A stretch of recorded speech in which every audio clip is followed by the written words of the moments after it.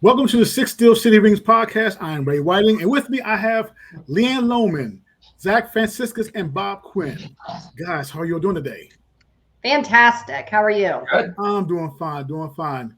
We are 9 days away from kickoff. I can't wait. Woo. Just I keep another. thinking it's this week. I keep, Was that? I keep thinking that I'm looking forward to a game tonight, and then We got some guys that need a few more days, Zach. Don't go rushing them. Again, guys, thank you for tuning into the show. Please like, share, and subscribe to our channel. Turn on your notifications whenever we go on. And again, if you have any questions, please email the show. So let's get started with the news and notes. Take it away, Leanne. Got a few news items today that I'm sure many of you have already heard about. The first is that Russell Wilson was officially named the starting quarterback by Mike Tomlin. This shouldn't be a surprise to anybody. I mean, if I hear pole position one more time, I think I'll throw up. So I think we all kind of expected this, but I do think that Wilson's calf strain or whatever it was and how much playing time Fields had this kind of start to become a little bit of a debate again. Jaylen Warren, is back on track. It sounds like he's making good progress. He's recovering nicely from his injury, as is Troy Faltano, who was also seen at practice and expected to be a full participant on Monday, according to Chris Adamski. So those are both good pieces of news. What will happen and when Troy Faltano will be ready to actually play in a game, it is not quite clear if he'll be ready for week one or not, but he is at least moving in the right direction, which leads us to the other devastating injury news that Isaac Seumalo was injured, pectoral injury. At first, it sounded very serious, like TJ Watt serious, and maybe he would be facing surgery. Now they're saying it's a strain. It looks like he'll be out for about a month.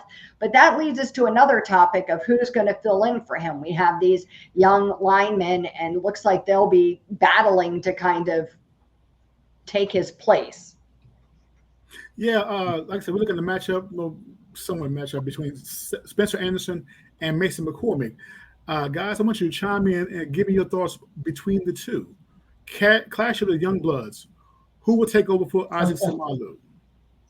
Well, first off, I think it's important to say that the interior of our line is definitely the strength. And despite the fact that Isaac Seumalo is, in my opinion, and in many people's opinion, our best offensive lineman, the devastating is true because of who it was to, but our depth here is great. To have choices between Spencer Anderson and Mason McCormick, I feel blessed because of that. Like very, very lucky. It's not depth to the test, like very early. Like you hope to not have to test that depth this early in the season, but here we are. Exactly. I expect. I would prefer. I like the idea of Mason McCormick eventually getting there, but I'm not going to be surprised if it ends up being Spencer Anderson. This is why we kept him. We kept him to fill in when we needed him.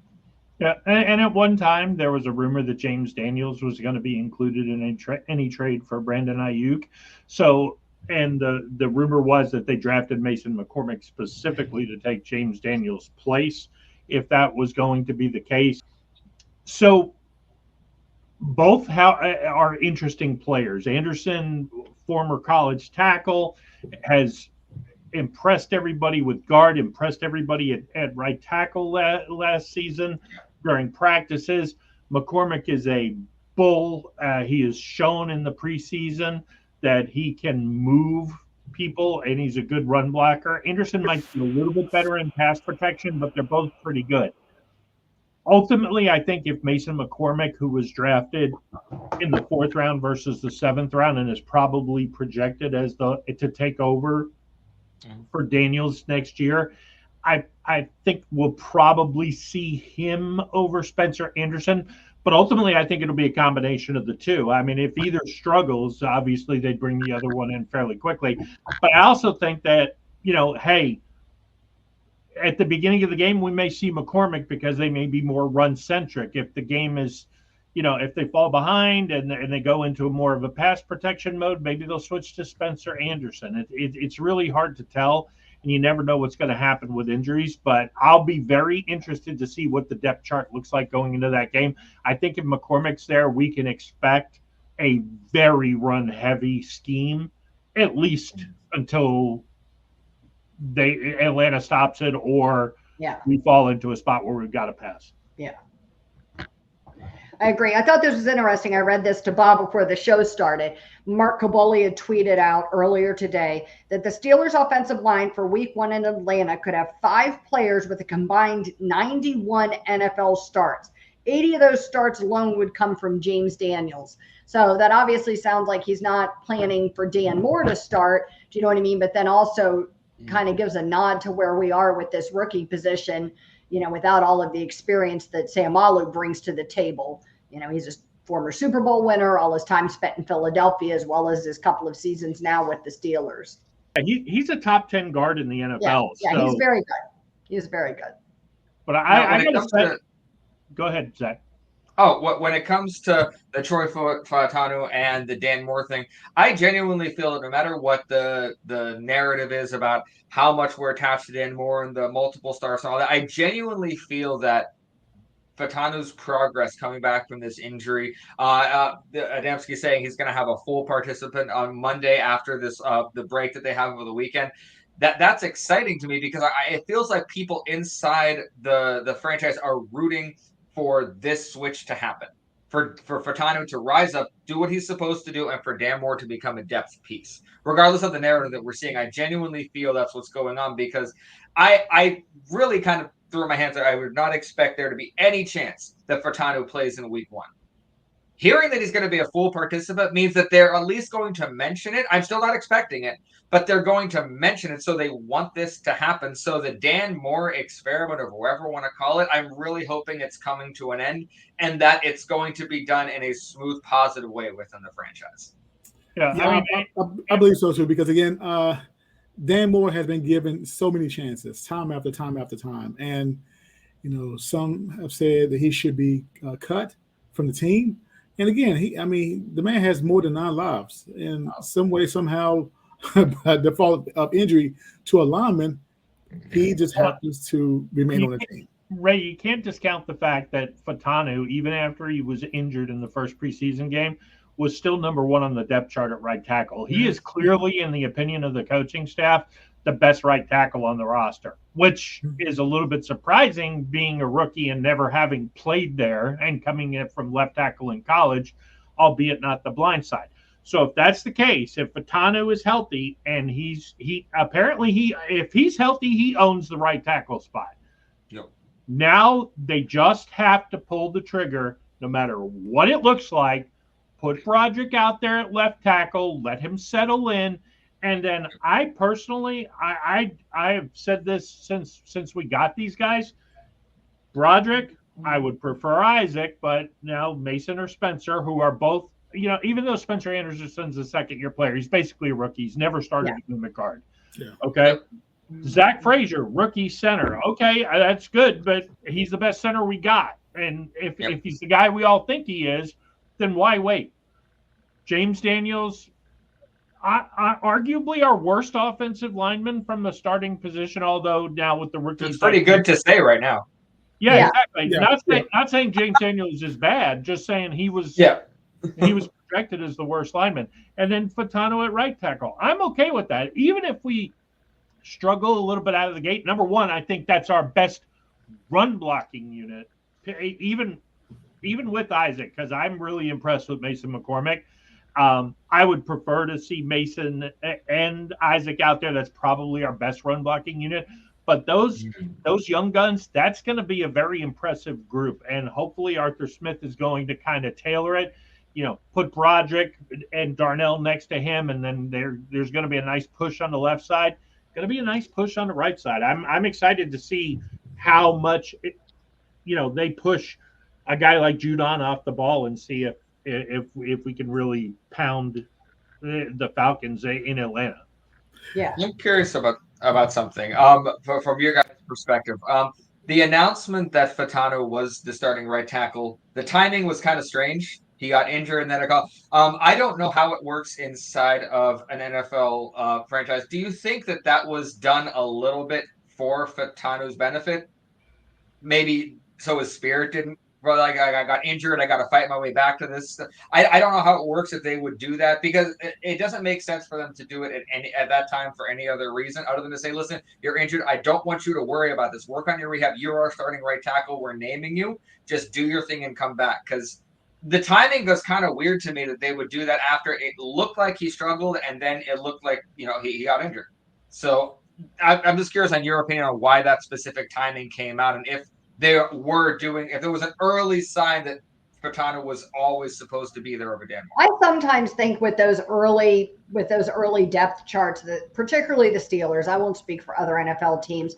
I think Mike Tomlin just puts what he puts sometimes. Do you know what I mean? And I don't know that I think it's always, we read a lot into all of it. Do you know what I mean? But to hear him talk about it, why is Beanie Bishop there? Well, what did he do to earn it? Well, he's healthy. Do you know what I mean? So to me, you know what I mean? You hear him say things like that and makes it feel like maybe it's not true, but it makes it feel like we take it more seriously than he does. Do you know what I mean? Like, he's like, it doesn't really matter what the chart says.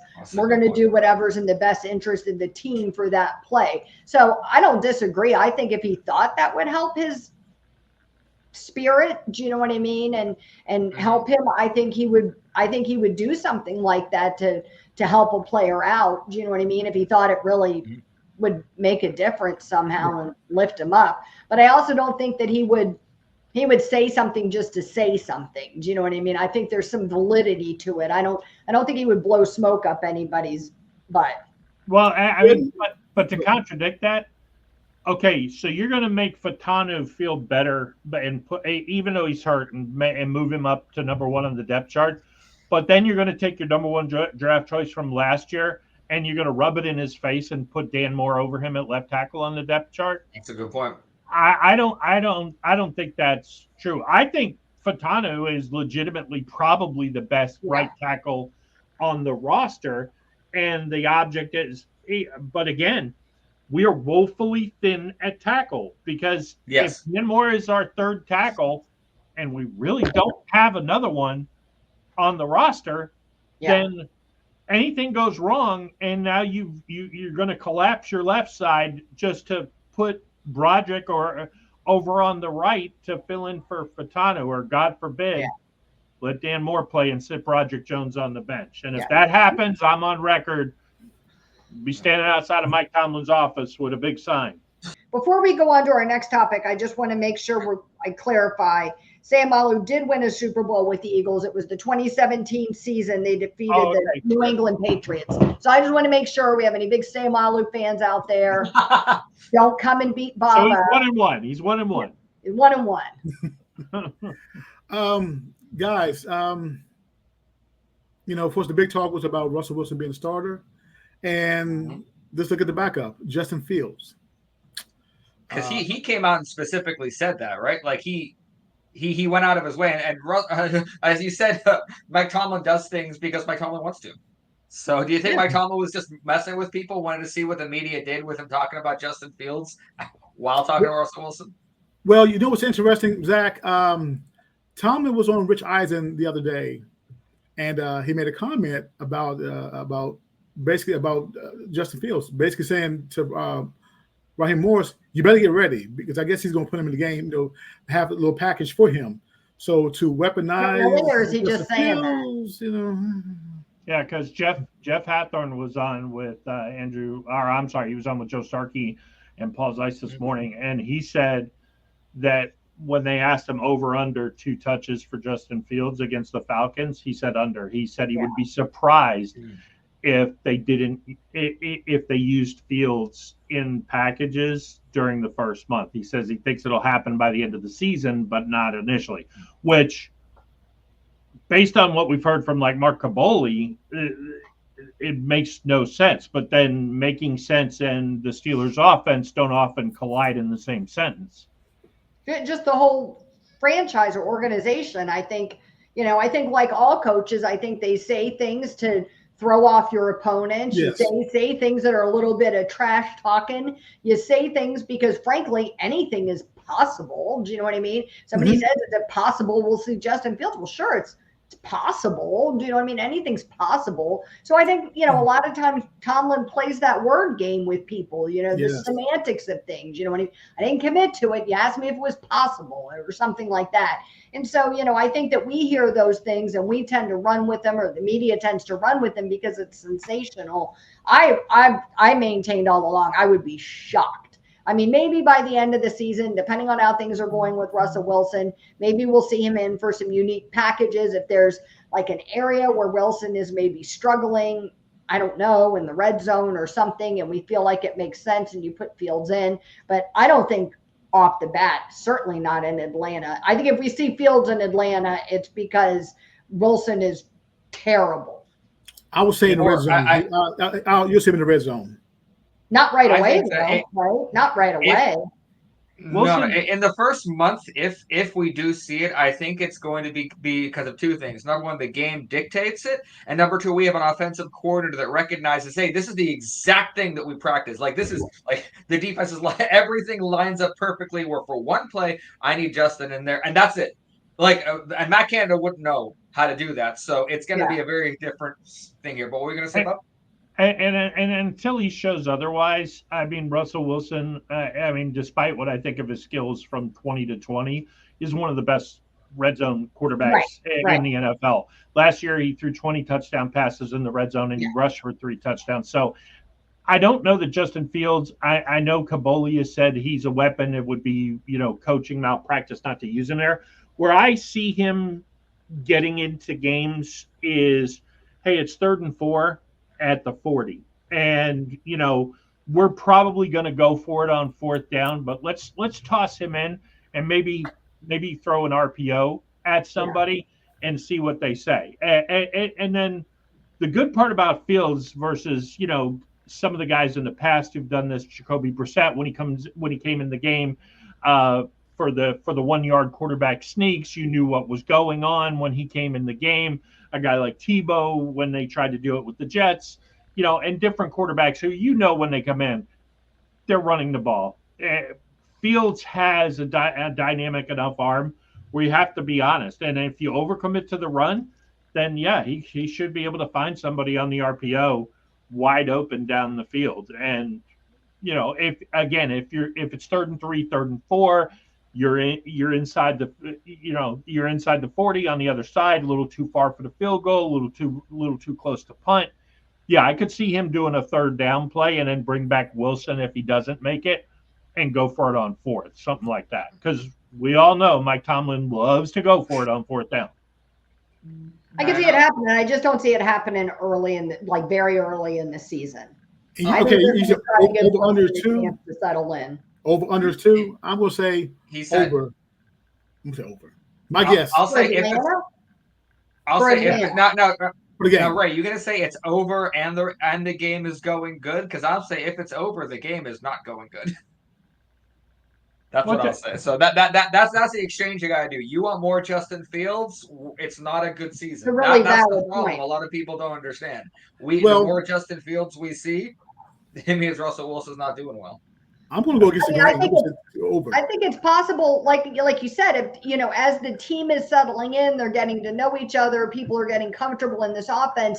Like Bob said, there's a play where it makes sense to use Fields, and Wilson is secure in his quarterbacking, and the offensive line is humming together a little bit. Do you know what I mean? Then I think it makes sense. But I think, you know, that expression about like throwing poo at a wall to see what sticks is what comes to mind if you're doing it week 1 in Atlanta, because you know this. I mean, every team in the league that's had significant change during the offseason is going to use that week 1 game to kind of get their feet under them, figure out who they are, find their rhythm against a real opponent. Do you know what I mean? And it's a finding yourself process. And so I don't know. I mean, I think to jerk Russell Wilson out, unless he's performing like Mitch Trubisky level, I think to jerk him out and put Fields in is kind of a kick in the teeth. Yeah, I was going to say, I think it's very package specific. Yeah. I don't know that they put Arthur Smith, I doubt puts in a red zone package. But yeah, I mean, 40 to 40, that kind of gray area, that's where I expect to see him at least early in the season. Yeah. If we're going to see him, that's where we're going to see him. But then again, maybe he rolls out a unique little 2-quarterback package that he throws out there. But I kind of agree with Hathorn. I think it's got to be going either really badly or really well for Fields to, like, hey, we want 10 plays from Fields or something. Yeah. Maybe one. I like what you said. Leanne, about the finding yourself thing, because I'm going to harp on this. I've harped on this entire podcast. I will until the season starts. This is not just a find yourself season for the team. This is a find yourself and kind of reacclimate to what an NFL offense should look like for Steeler fans. We have been poor on offense, not just poor, but inept and incompetent and disjointed and haphazard. Every bad thing you can name. For 3 years? Even the last year of Ben, it was conflicting people. Like, I want to do this. No, I want to do this. We haven't seen what an NFL offense. We haven't seen what an NFL offense should look like. For those 3 years, I have watched other offenses and gotten sad because I'm like, we don't look like that. We don't look anything like that. This year, I think people need to understand it might be different than what you expect. It's going to be different than what we're used to. Ray, the Sandlot kind of, let's throw it and let's see what works. I don't think that's going to be here as much as it wasn't with Matt Canada, because Matt Canada was doing stuff by the seat of his pants and hoping it works and knew he wouldn't get fired because Tomlin was there. So this is a find yourself for all of us fans. So breathe. This morning, TJ Watt, Alex Highsmith, and Larry Ogunjobi were on Cam Hayward's podcast, and they talked extensively about like expectations for this season. I mean, and TJ Watt had all three of them really had me ready to like run through a brick wall by the end of it, because they were all like, we have all the pieces for the first time. TJ's like, we have all the pieces. We've never had all the pieces before. And let's face it, we're not going to all be here forever. Like, the time is now, and he talked about how aggressive they were in the offseason with the acquisitions to pick up, those missing pieces that we still needed to fill in, and how they felt so good about it. And it was more than just the usual like rah garbage you get from players prior to the start of the season. Do you know what I mean? It was more than that. You could tell that the three of them really believed that they've got a really good shot this year. And that was encouraging to hear. Yeah. Good. Well, the front seven, obviously they have not visited the secondary room because there's problems in the secondary, but the front seven is as good as it's ever been. Yeah. And it's deep. The defensive line depth is really good. We have 4 solid edge rushers, because I'm counting DeMarvin Leal as that 4th edge rusher. Yep. And the top 3 are maybe as good as we've ever had. The inside linebackers are a ridiculously deep and good group. The corners are a problem. Yeah. Joey Porter Jr., who we all believe is going to be a number 1, and Dante Jackson, who is the default number 2, and then a bunch of guys we don't know. We hope Corey Trice, but Beanie Bishop, I mean, undrafted free agent. Named Dante Jackson as his player who surprised him the most in camp. And Alex named Beanie Bishop, which surprised me because, well, maybe they didn't ask him if it was in a good way or a bad way. Beanie Bishop must bring him lunch or something. Yeah. There you go. Yeah, I would be really surprised if Beanie Bishop was our nickel corner when we started in week 1. I think we're going to do everything in our power to make sure that doesn't happen. I think I just don't wire first. I just don't see it. We could kind of get away with it against Atlanta because they're kind of like us. They've got a really good dynamic tight end, although, let's face it, he's been potential, just like Pat's been potential since they came in the league. Kyle Pitts, probably a little more potential than Pat, but they're both just living on reputation.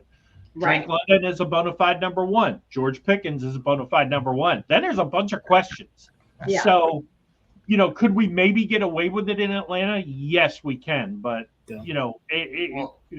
and maybe even in Denver, but it's going to come. We talked about it before, though. Bishop's not tall enough for us to get through the entire season with him being really effective in that position. Do you know what I mean? So I do almost, I like the kid. I like the story. Do you know what I mean? I try not to get too caught up in that stuff because it's burned me before. But, I don't know that he's quite got it. Do you know what I mean? Got the it factor that he needs to have to be that successful. Either not yet or not at all. I don't know, but I think you're better off with somebody off waivers or something that is at least consistent. Guys, as we talk about the roster, of course, the roster, they're not done yet, at cornerback and wide receiver. We hope. So, in your opinion, you're the virtual GM. Omar, he's sick. He called on you to say, "Hey, oh no, I'm not going to let's make some adjustments here." Not calling Zach. We've already talked about this. Yeah, I need to take myself out of the running for this. I'm not a GM. But before we jump into this, before we ask us, we ask the Twitter world. Yeah, I was curious, so I put a poll out to see what position on the Steelers people were most worried about. I was kind of surprised. I thought people would be more concerned about nickel with Beanie, but wide receiver 2 was 61.9% of the vote. Nickel corner came in 9.5, quarterback 9.5, and then 19% of people wanted others. So everyone is concerned more about wide receiver than any, and by a massive margin. So Beanie Bishop is a second thought to a lot of people right now. They don't really care about wide receiver. Yeah, they haven't seen what the secondary looks like, because let's face it, if a good quarterback comes out there, they're going to look over the defense. They're going to say, I'm not throwing at Porter. Probably not throwing at Jackson. Oh, 5'9", slow? Yeah, that's the guy. Third and 6, we're going there. And, I mean, a guy like Burrow is going to carve him up. So, I agree. Yeah. I do think that fans look at this and they think our defense was pretty serviceable last year. Like, there was some concerns, some weak areas, but overall the defense was pretty serviceable. The offense, on the other hand, was not. You know what I mean? So if you brought in new quarterbacks, then they have to have weapons. And if they don't have, you know what I mean? So I think they're looking at it by like this process. Like if you don't have anybody for Russell Wilson or Justin Fields to throw to, and George Pickens is getting double teamed all the time, then what? Like, we couldn't score last year. We still won't be able to score this year. So what does it matter how good our defense is if they're constantly on the field because the offense is still terrible? And I'm looking at it from the perspective, I like what you just said, Leanne, that you had the pass rushers talking to Cameron Hayward and they were excited and hyped up. And I genuinely believe, and I'm just speculating here, that when you have a front seven like we do, who have been around each other, and when you have something special like that. And then there's just a self-awareness. They're like, okay, our secondary is our weakness right now. To me, if I was that front seven, I'd be like, okay, that's exciting. It's all on us, guys. This is literally whether this game is won or lost, at least in the first couple of games, is going to be on the front seven. If I was TJ, if I was Alex, if I was Leal, if I was Herbig, I'd be excited. That would hype me up that now more pressure was on me and I had to perform more, or the secondary behind me would crumble. So to me, I think we could have a serviceable, not a good, a serviceable secondary and still have a really good defense because we're going to have a bunch of dogs attacking on that front seven. Yeah, what I'm most worried about is Tomlin and Austin, and this is kind of par for the course with them, kind of, let's do the easiest thing as far as, depth pieces, like when they admitted basically the plan was hang around and let TJ make a play. I think they're just like, oh, let's just get through until Cam Sutton gets back. That's our plan. If that's our plan, it's a bad plan. Because when Cam Sutton comes back, week 10, which it'll be like 8-9 games in.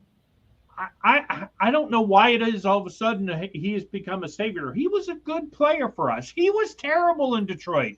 Yeah. So, look, he was used incorrectly in Detroit. Do you know what I mean? So cut him some slack there. He wasn't the greatest when he was here, but he was fine.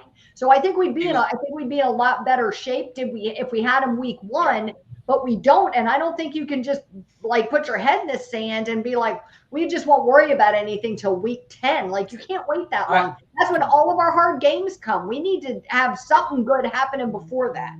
Right. Well, but it sure looks like it. Yeah. I think if it was pre-con, I might agree with you. where Tom, but Omar Khan and Andy White are not going to sit back and say, you know what, that's perfectly fine. We're going to sit. At some point, you got to overrule. At some point, you're going to say, no, we need a cornerback. And if what I am believing, I know Bob disagrees with me, but if what I believe is going on this season, and it's a slow Tomlin removing his hands from different, because you can't ask Tomlin to do it all at once. That's cold turkey. Come on, give a guy a little side. This is a slow thing that everyone's helping him through, and this is going to be a big part. So if we get to Cam Sutton, we haven't brought anybody, and we're hoping, I'll apologize to you, Bob, that I was wrong about this. Cam, but I genuinely believe we're going to bring someone in. Beanie will not be our week one nickel. Cam has always been a good player for the Steelers in my book, and I was pretty disappointed that he left. Well, they let him go, but I mean, he was the thing okay, is too, right? but unfortunately for Cam Sutton, when he was with Detroit, he did give up that late touchdown. He was misused. San Francisco to the Super Bowl, but really misused. I'm glad he's back.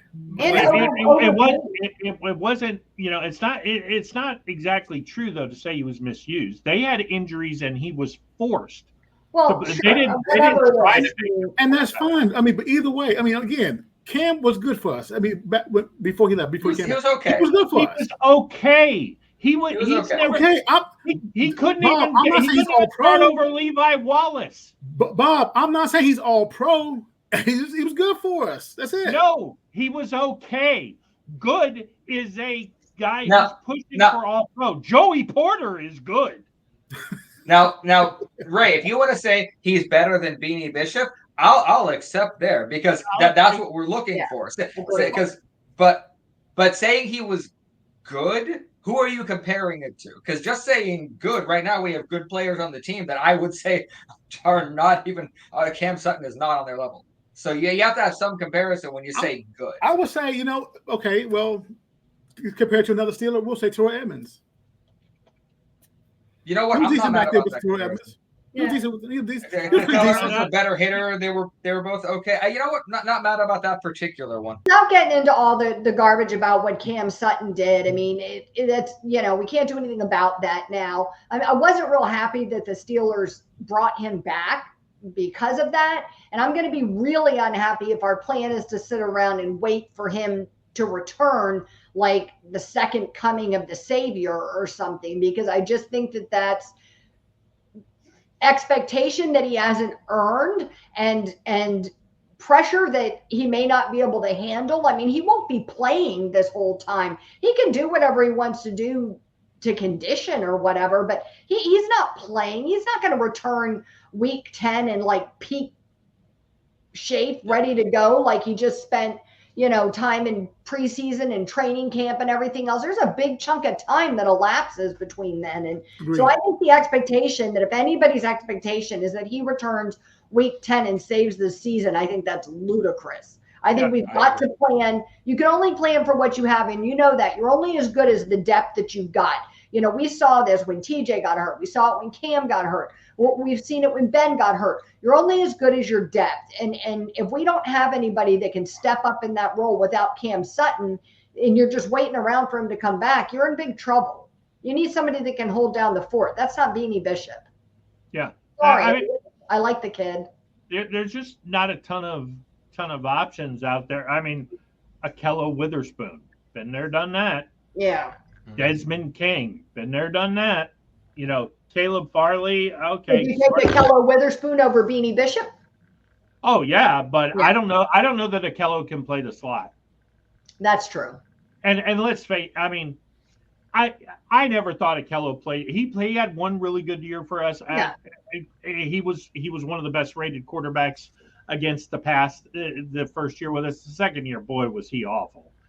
So, you look at guys, do we really want to revisit that secondary? The secondary, before Porter and kind of as Joe Hayden's skills diminished, we had 2 or 3 years there where the secondary really wasn't very good. It was Minka. Yeah. And that's what I'm most scared of, is that somehow the cornerback play is so bad that we have to turn to Minka to play there, which he doesn't like to do. And could just weaken the whole position. So other than wide receiver and cornerback, we didn't even really talk about wide receiver a whole lot. Are there any other positions that you guys feel like you're concerned about? We still need to bring somebody else in. Do you feel like we're pretty well squared away with the rest of the roster? Like if we rolled out today with what we've got there on the 53-man roster, other than cornerback, do you see other big holes? I think they should cut McCollum and get a true swing tackle. There's some interesting ones out there. I mean, nobody who's going to be like, oh my gosh, this is the savior of the franchise. But let's face it, if anything happens, anything at all on the right side, I mean, let's face it, you got 3. Usually you carry 4 tackles. They're carrying 3. I know there's hope Dylan Cook will come back later in the season, but I don't think we need, we got other guys who can snap the ball if something happens to Frazier. Nothing to the level of concern that I have at wide receiver 2 and nickel, because those two I'm genuinely concerned about. Yeah. Everything else, I have to see it fail before I'd be concerned about it. So no, not outside of those two. I think that's a good segue into our next topic. Some positivity. Yeah, some positivity. Because I know going into this season, I know I wrote an article about it. Leanne, you probably wrote articles about it. We had talked about it, that 2025 was going to be the year where the Steelers had to do nothing else but find a defensive line. Yeah. I mean, after watching Cam hurt last year, you know what I mean? I think that made everybody really panicked. You know what I mean? Realizing that, everything's on the shoulders of this 35-year-old defensive lineman. And then, who else do we have? Some other kind of mid-level guys. Are they really that good? And yeah, I think that definitely the one thing that's been a pleasant surprise is how much better I feel about the defensive line right now than I thought I would. Keanu Benton is really impressive. He's impressing people. I think he's maturing and growing. I think I thought you saw like the dog in him, the scrappiness in him last year, but not at the level, of consistency where I thought, okay, this kid's going to be ready in no time. But he's made big strides over the offseason and during the preseason. Yes. Yeah, the buzz is definitely starting nationally on him. Yeah. There's a lot of people predicting a breakout year for him. I've said it before, I'll say it again. He's already our best defensive lineman. Yeah. It's not that Cam's had a better career. Sure. But at the day, Keanu's our best guy. Cam, if he's healthy, is really good. But Keanu is. I think he's going to be a revelation. That's why I think we're going to get 60 sacks. So here's the question right here. As you well know, Cameron Hayward wants a contract extension. Well, he's not getting it until the end of the season. Okay, there we go. They already said that, right? It's a non-issue. Well, I mean, I think with the lineup right now, I believe it does give Cameron Hayward some breathing room as far as give him a little breather. I think the opposite. I think Cameron Hayward actually has a smaller amount to get a contract now, considering how good our defensive line is. I think the fact that our defense people were saying our defensive line was going to be bad, Cam was counting on that, so you guys need me. I think at the end of the season, we have a dominant defensive line. They're like, Cam, you're old. I'm sorry, we don't need you. That was the argument that I made a few months ago was that, if we don't have Cam, who do we have? Yes, Benton is coming on, but we haven't seen it yet. And then you get to camp and preseason, you're like, oh, wait, this kid is ready. That's why I'm so impressed by this, because from a writer's perspective, this is pure character development. This is guys coming out saying, we are as good as we know we are. And Leal spent the entire offseason just hearing his name. I did it in a couple articles. I know that Leal was closing in on a bust and all that. What a preseason. And the entire Loudermilk, I said this was his time out. Even he had a couple good plays. We have a really good defensive line, and I'm very surprised by that. Happily surprised. All the surprises so far during the preseason have been bad. So I like this positive surprise. Well, Mark Caboli tweeted out earlier today that, hey, it would be a mistake not to sign Cam Hayward to an extension before the season starts. And I came back at him and said, look, at 20 million a year, 15, 20 million a year, which is what he's going to want, it is a mistake. He's 35 years old. Now, look, if he wants to do a team-friendly deal, end his career in Pittsburgh and get paid more along the lines of some guys who are generally longer in the tooth like that, then sure. You know, a guy like Calais Campbell is having a nice end of his career. He's probably going to play. Yep. He's already played 3 or 4 years longer than he probably should have because he's taking reasonable contracts. If Cam's going to come out and say, I want $20 million a year, hey, go play in Cleveland like you want to, Cam. Let them pay you that. They just cleared all that cap space.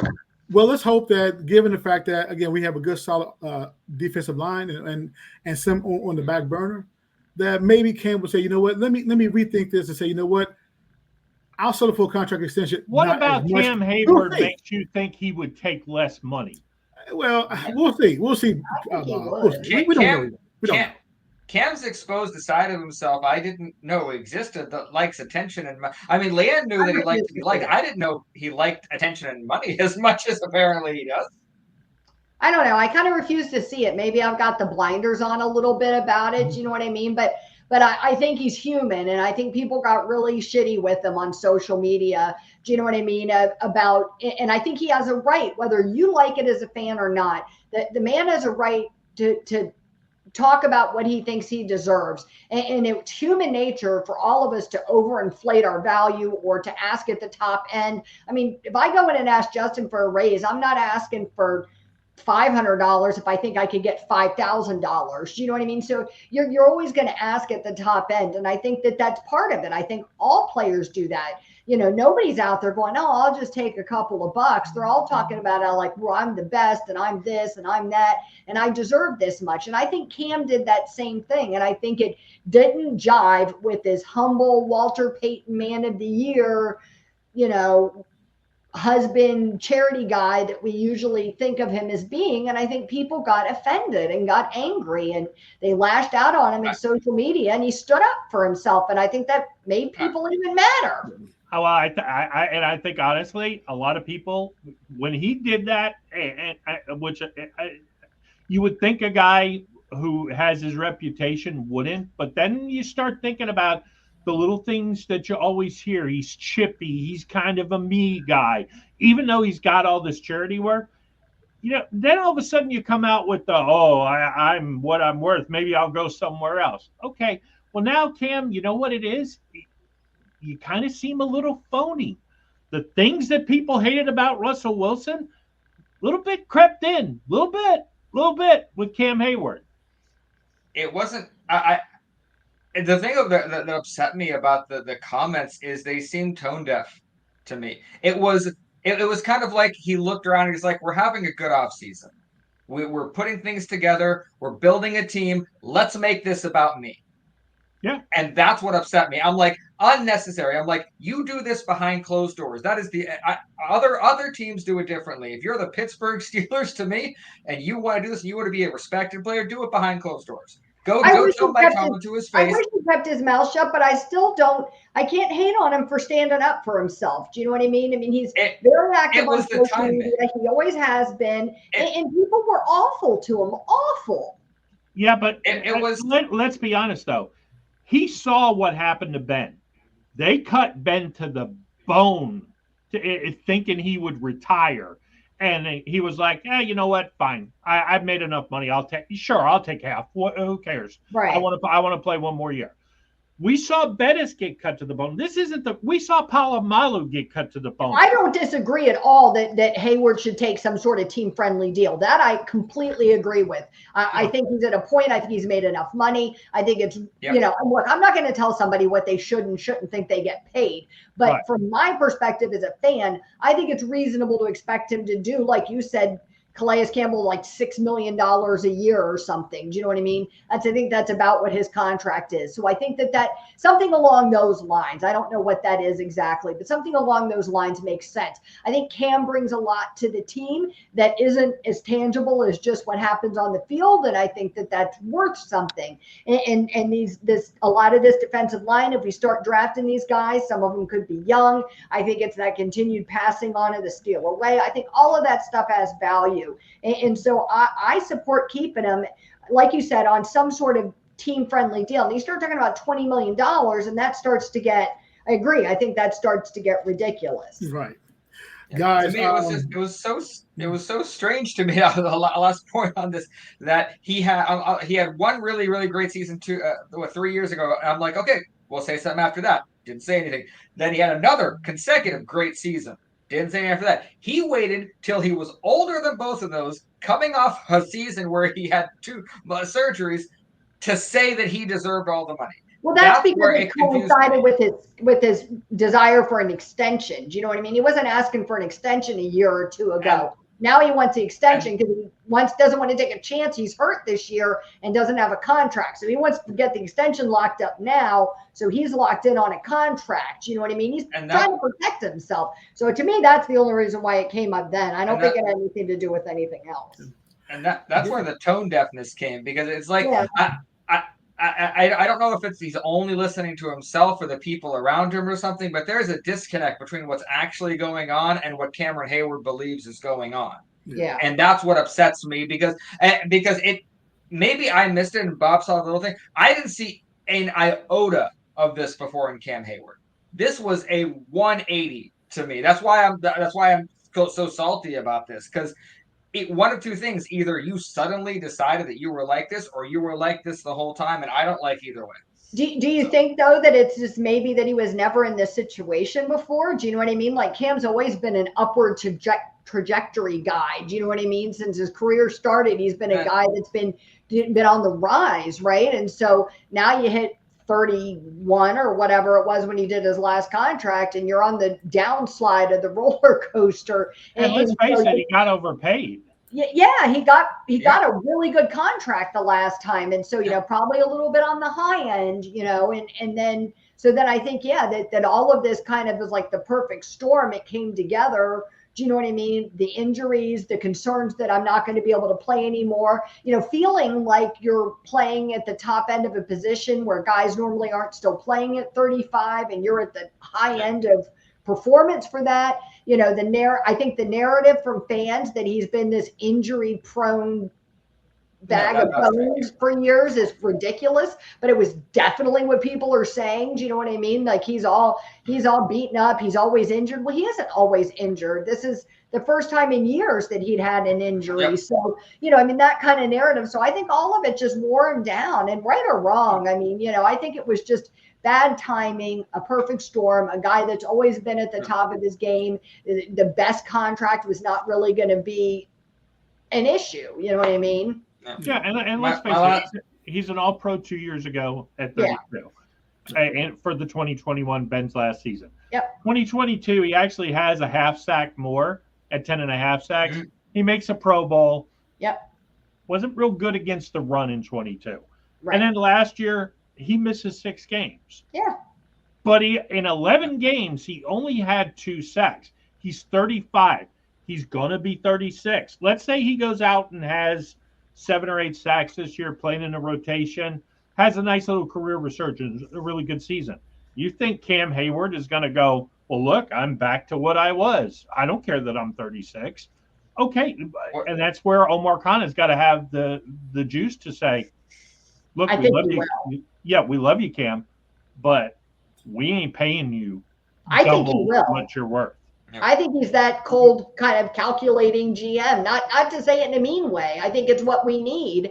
I think he will. I think he'll be the guy that has those tough conversations that says, this is the reality of, looking at performance and age and injury possibility and all of those things, and where, they can join with what's feasible financially for the team. And here's the number, and take it or leave it. Yeah. My last point on Kim is that, and this might be old school, whenever a player, especially a team leader, gets to this point of their career, I look to see what direction they go, because to me, there's only 2 directions. Do I want to play for myself, or do I want to ensure my team can win and build without me? And I expected Cam to go a different direction. Because because all these quarterbacks and all that who have a massive amount of money tied up in them, somewhere in their head they have to realize they can't pay people for me now. Because of me, They can't pay people. So in my head, this is pure Cam thinking, only me, not a team, and I don't like that. So, guys, we're going to talk about the practice squad. There have been some signings. Some interesting names. We'll touch on that quick. Absolutely. You know, and let's talk about that before we close this out. Close out this episode. The practice squad, good names, good folks, good reputable names. Zach, go over the names, please. Well, the ones that stuck out to me first are the ones that weren't there. But yet again, this isn't complete.